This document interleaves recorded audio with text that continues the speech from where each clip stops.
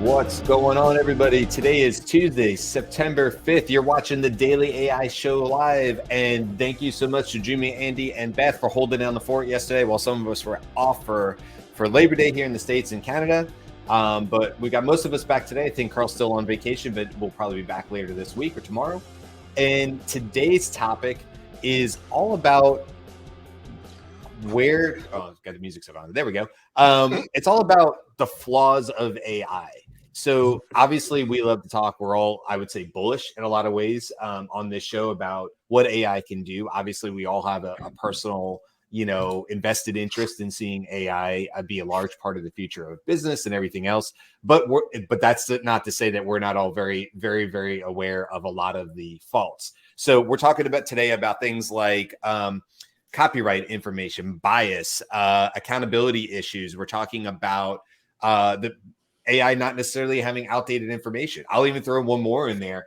That I saw this amazing video yesterday, and I want to make sure I get credit. It was on TikTok, but the whole point of the video was the guy was like, AI, there's no knowledge. He's like, I know that's a weird thing to think because it processes language and we read the language and we perceive that as knowledge. He's like, but there's no knowledge. He's like, the language model is literally just trying to guess the next best tokens in any case.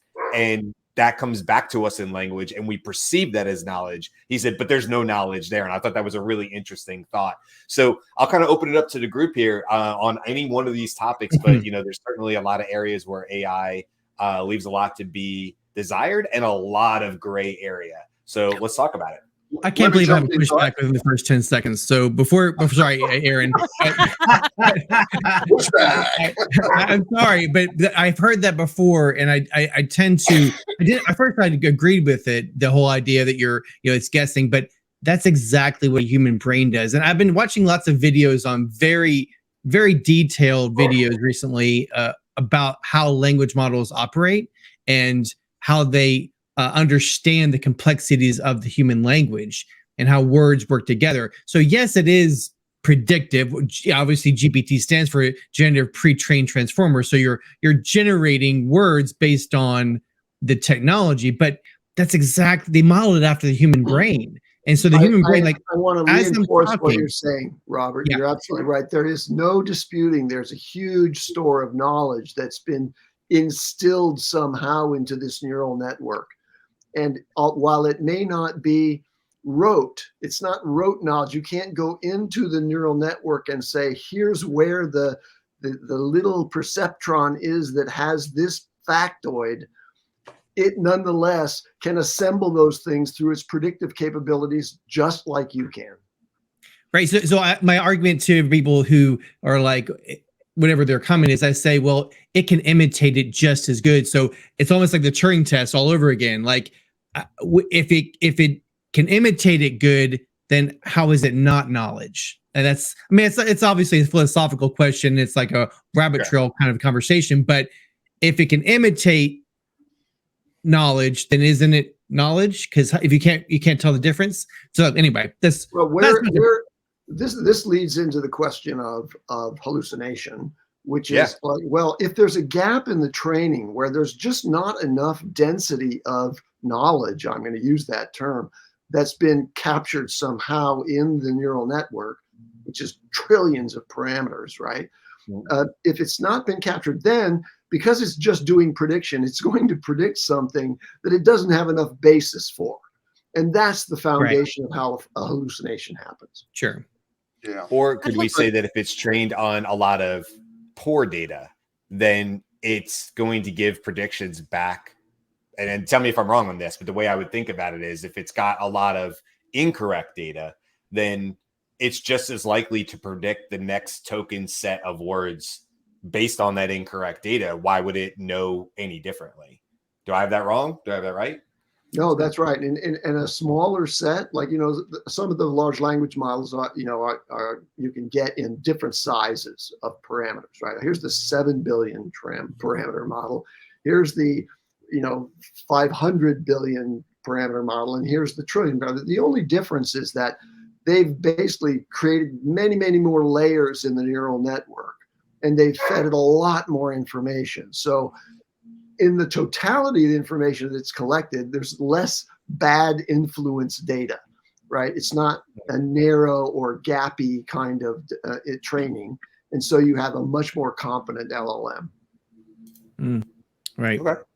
So, guys, I kind of want to throw a question to you, because I was actually having a conversation with a friend of mine today, and we were talking about, using AI in business. I provide and sell marketing services to clients, and we were discussing all that kind of stuff. And the thing she said to me was, I would think, and this is her words, not mine, I would think that a lot of people who are buying the services of a marketing person for AI generated content, one of the concerns would be things like plagiarism and that kind of stuff. And at the time I thought, well, I haven't really seen anything blatantly obvious in that department.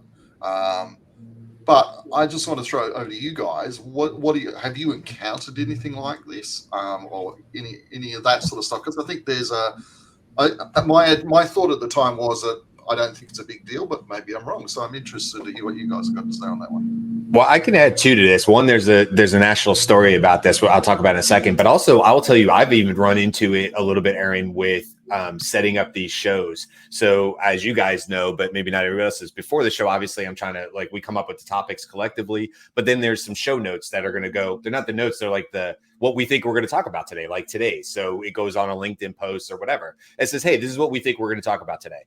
After the show, obviously we can use our transcripts and I can edit that. But prior to that, and so one of the things I've seen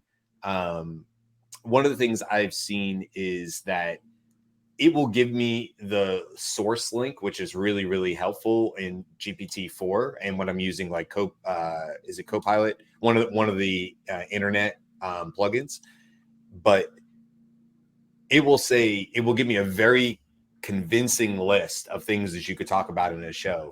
And it'll say, hey, just FYI, this was pulled in part from this particular blog. Well, I will tell you, I have had to go look at that blog because sometimes it's almost a word for word reiteration of in ChatGPT.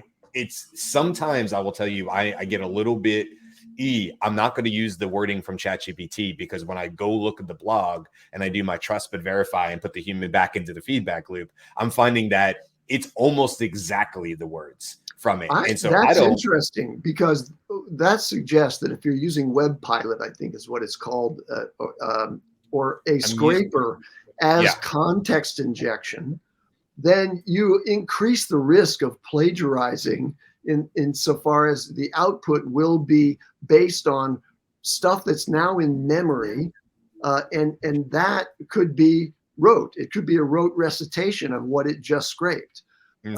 Whereas if you're just deep diving into the large language model's general knowledge, as to coin a term for general stuff, if you're just diving into that, it's likely to generate something, especially if you have some randomness or temperature setting in there. It's going to generate something that's a little more novel than a simple recitation.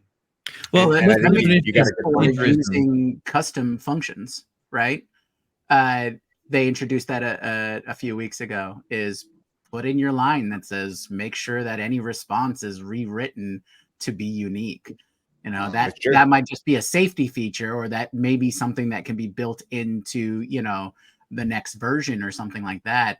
But that is something that as a user, you definitely need to be aware of, and you should definitely apply it. Just think of it, back for your student days. You're not gonna crib something from Wikipedia, right? You're going to use it as a jumping off point to get to what your real statement is, and then you list your source.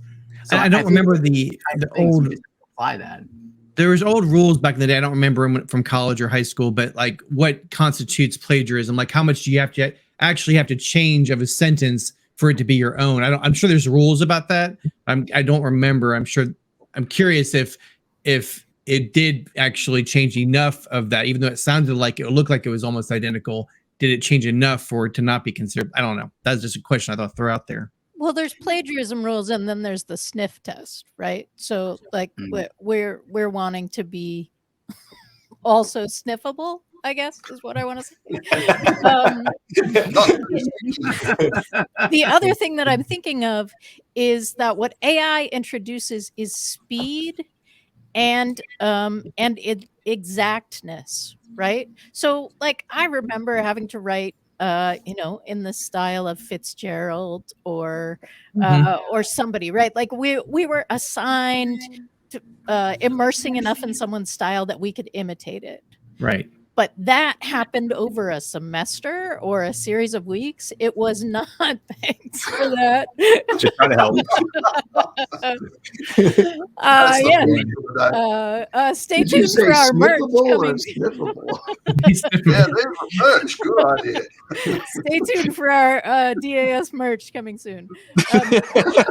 But because AI can generate so much so quickly and exactly, it brings this kind of learning style or learning process into a more danger zone, I think. So if I can, I'm not sure if anybody's got another thought, but I want to interject another element of this topic of copyright, because the Copyright Office in the United States just recently announced that they're looking for feedback. And I think the feedback is due by, I don't know, sometime in October. But the agency wants to answer three main questions. AI models should use copyrighted data in their training.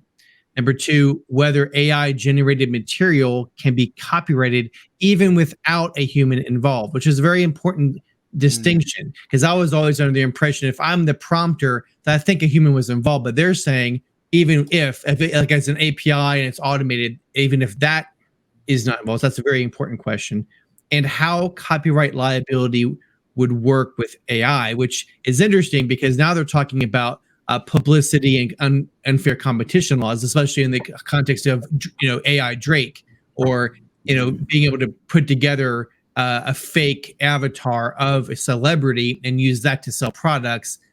That's so they're actually looking for input to help drive the direction of the Copyright Office. What are your thoughts on that? I am glad they are doing this 100%, because it really hammers home a couple of things. Number one, they recognize that this is a new area for them, and they don't really have anything, they don't have any hard facts on it.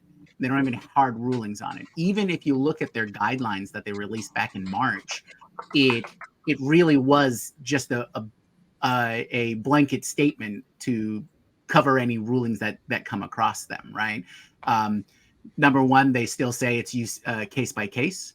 Number two, they say you have to have the traditional human expression or those elements in any copyright request or situation, which is essentially just falling back to it's got to be made by a human. And number three, they were blatant about saying prompts don't qualify. And that, for me, that was the biggest one. And that's the one I personally have some issue with. And I don't prompts don't qualify. Time, but the idea is if you give the prompt is giving instructions to the AI and the AI is simply executing on it, right? So how's that different than, let's say, a photographer giving instructions to their assistants to set up the shot, and then they take the shot and decide, yes, that's the one that I want. So you're saying that I'm sorry, I was clarifying, Jimmy. So you're saying the prompt they're saying is also included in their guidelines. They mention that prompts do not qualify. Okay, for copyright. I see that a lot, Jimmy. I'm in this. I use Leonardo a lot, which is one of the. It's like a Midjourney. It's a image creation tool, text to image, and I'm in the Facebook group for it. And as you would imagine, lots and lots and lots of people share their creations in that group. Some people share their prompts, or if they're asked, they'll share them. Other people, and I've seen people get very, very upset about it and say, why should I share my prompt? Blah, blah, blah. I've worked really hard to create this prompt and craft it just so and get it to a certain point. And this is almost a unique identifier, something that I could go on and sell services off of to create these prompts. I put hours into the whatever. I will tell you, there was a huge conversation underneath this one post, and a lot of people were like, I mean, I'll say basically, get over yourself. Get over yourself. Like, your prompt isn't that special. You're not that special. That kind of thing, right? I mean, it was a big pushback. Some people were in this original author's corner, and they're saying, yes, you're right. I have spent hours tweaking and multiple tokens and paid money into this system to get it just right. And now you're just saying you want to cut the line and you want to see my prompt so you can go recreate it. But then other people say, like, yeah, but even if I use your prompt exactly, I will not get the same result as you do. It's not guaranteed. So how good is your prompt? It worked for you, but it's not necessarily something I could just take and run with. Anyway, I don't have an answer to any of that. I just think it is very interesting as to, you know, I sort of agree with you, which is like, if I work really hard at a prompt, and actually I've created prompt libraries and I do sell those services through Scale Consulting. I will tell you, though, it's not just about the prompts. It's about the overall strategy of using prompts and being better while using them as part of your system. That's actually what I'm selling is the training that goes along, the methodology that goes along with it, right? So it's not just the prompts. Them in themselves, I don't find to be very valuable. I think I honestly could give them away and it wouldn't really matter. But we all know what lots of people pay for is like, I can give everybody in the world a nutrition plan. That doesn't mean that I won't still have 50% people who come back to me and say, yeah, but could you just help me do it? Or could you help me cook the food? Or could you put it on the plate for me? I don't want to touch any of it. So my take on it is, you give 90% away for free. That doesn't matter. Right. Say again. And I just want to reiterate, I think it's super important that everyone goes and answers those questions for the Copyright Office. Do it. Take the time, please. Yeah. Because especially in, you know, I'm sure our audience, the groups that we belong to, everybody needs to give their input, because this is the kind of thing that helps develop the legislation and develops the rulings that are going to you know, involve or influence everything that we do with AI and copyright for years to come. Because I have to tell you, government is slow. So once they make a decision and once a law goes through, it takes forever to get that fixed or changed. True. And so please involve yourself, put your thoughts, whether you're for, against, it all matters. Do we have the link for that? People in the government are typically Luddites, so you know they don't even know how to think about a lot of this stuff. So you know, people like us who actually have some understanding of the nuances here, I think it's more important to have our feedback put in there so that they can sort of see the bigger picture, as it were. So I'm going to come back to the speed issue, and I'm a little bummed to hear that question 2 it is discussing without a human involved, because I feel like those are two different concepts. Because we all know it's possible to automate something, right? I could automate a list of like 1,000 icons that I want created in a tiny little vector style, and I could get that done in like 30 seconds. Are those now my copyright? I mean, like a vector of an icon, right? Like that seems kind of ridiculous in the amount that I can create. And I actually can, like, I can train somebody on my I can train somebody. Yes, all AI is people to me. Sorry. I can train a model on my personal style that I don't see elsewhere. And I can get pretty specific generations in that. And if I'm big, then you can probably put my name in Midjourney. It'll try to have that be an influence. I believe the initial guidance is that no generative output is copyrightable. Yeah. Particularly on the image side of it. Right. Yeah. And that's the issue that's the issue that I have with it, and I'm sure a lot of other people do as well. But Beth, what you're saying, I think it brings up two distinct points that we should explore. Is number one, it goes back to that prompting. Prompting is not considered enough human interaction, and I think that needs to be explored.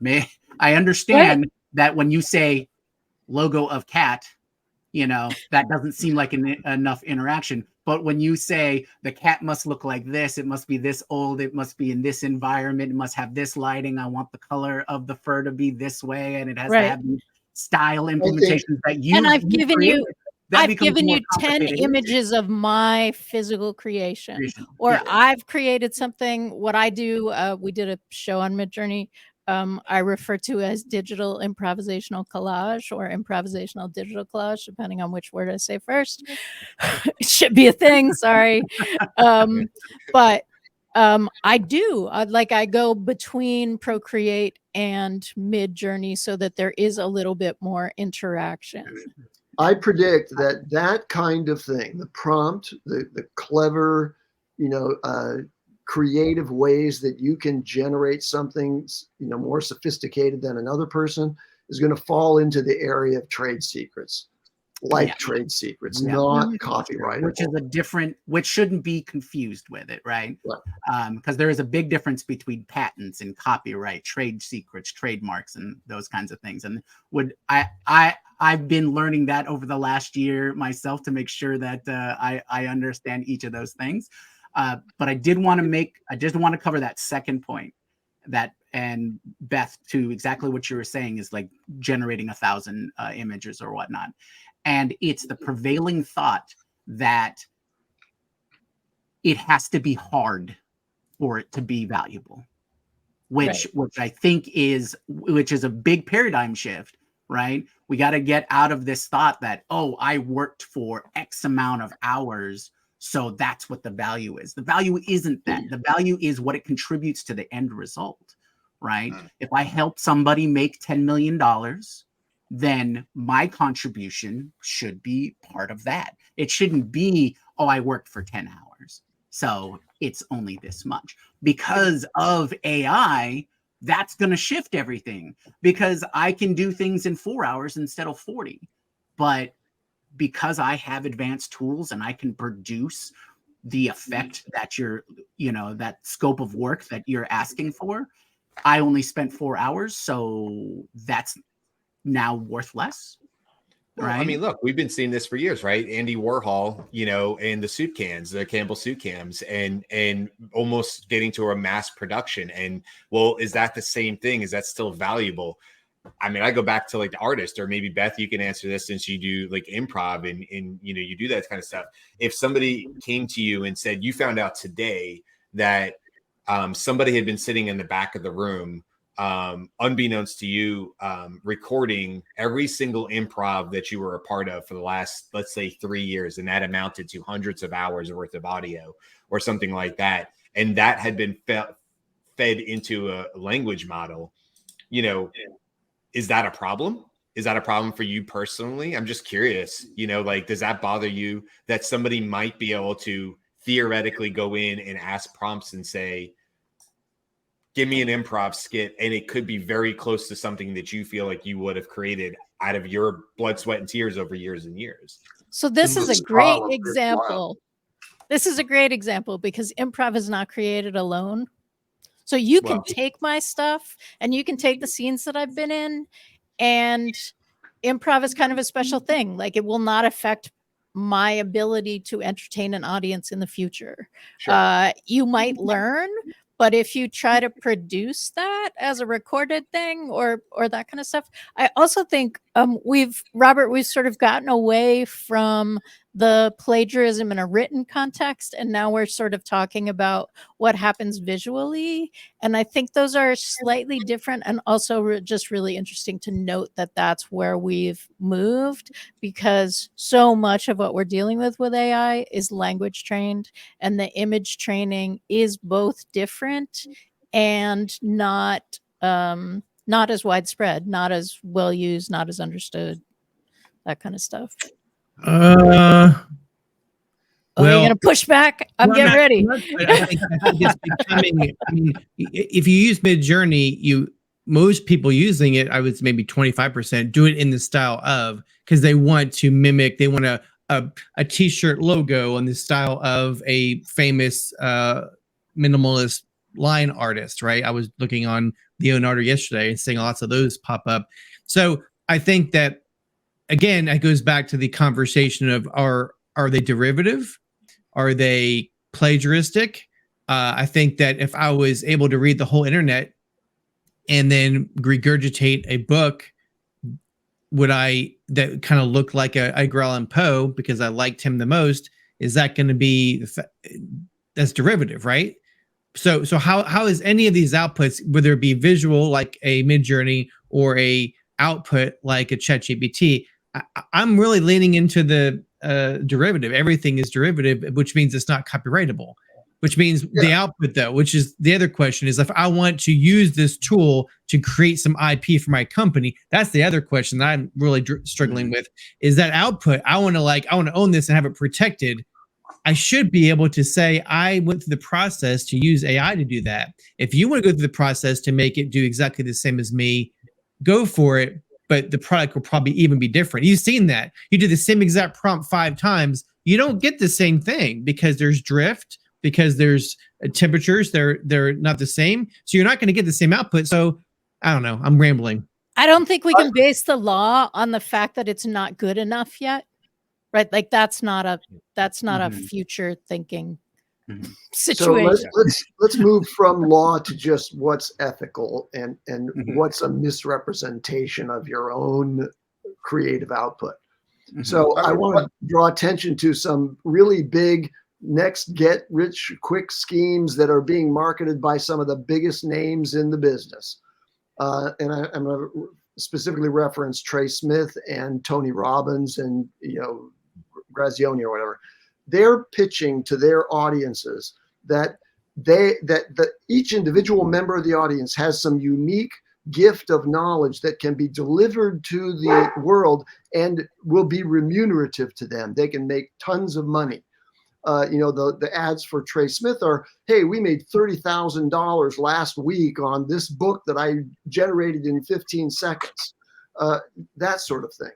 So the question is there going to be this proliferation of people using AI and generating books that are quite readable and are on a topic and are marketed aggressively out there in the marketplace, but it's basically diluting the extraordinary accomplishment of real authorship when you use AI to generate a complete tome that's covering the whole subject. Yes. There is a guy I follow on LinkedIn, and he's a very, very he's worse than I am. I know it's hard to believe, but he's very futuristic, opinionated, and he has this strong opinion that, a very short period of time, he's constantly talking about his opinion that the future is, I want a movie tonight that's kind of like a Bruce Willis kind of Die Hardy movie, and go ahead and make it for me, AI. Or same for books. So there is a truth, Andy, that a lot of where this is going is those producers of that content, those great writers, and like the AI strike that's going on right now in Hollywood, they should be worried because a lot of this stuff is going to be more specific. Like we could all go home tonight and say, I want to watch a movie, and all 6 of us have 6 different movies created by AI. Not right now, maybe in 10 years, but I think that that's a very scary thought for a lot of people that are creatives. I was just one quick comment I want to say about this whole idea of quote unquote copying people, and particularly as it relates to something like Midjourney, for example. So my guess, I'm not an artist, but my guess is that going back since Adam was a boy, artists have learned to become artists by quote unquote copying, or at least modeling what other people have done before. 100%. Yeah. So, that in and of itself it's kind of like Midjourney. If I'm a fan of some famous artist style and I actually had any kind of art talent in my body, which I don't, but if I was good enough to do it, I could create an artwork that looked like something made by someone famous. So how is that? We don't take those people to court normally and sue them for copyright infringement unless they do a complete and utter duplicate of somebody else's work. So how is that any different from something like Midjourney doing it, where you don't tend to get an exact duplicate of the originals? If we go back to the very first part of our conversation, Aaron, then it's exactly the same. First part of our conversation being that it operates language models operate the same as a brain. And if you look at it from a visual perspective, if you're saying that it's derivative because they're inspired, that's what the human would do. I'm inspired by this. I mean, I listen to this music, and so I want to create music like it because I like that kind of style. Well, you wouldn't be able to say that to or unless you want to anthropomorphize the AI. So you'd have to say, well, it's more technical and it's stealing it and it's repeating. Well, if it's created the same way a brain works, then it's doing the same thing a human's doing. So it's why couldn't you give it the same license or same flexibility? It's a very interesting topic that I think we're going to be battling with for years.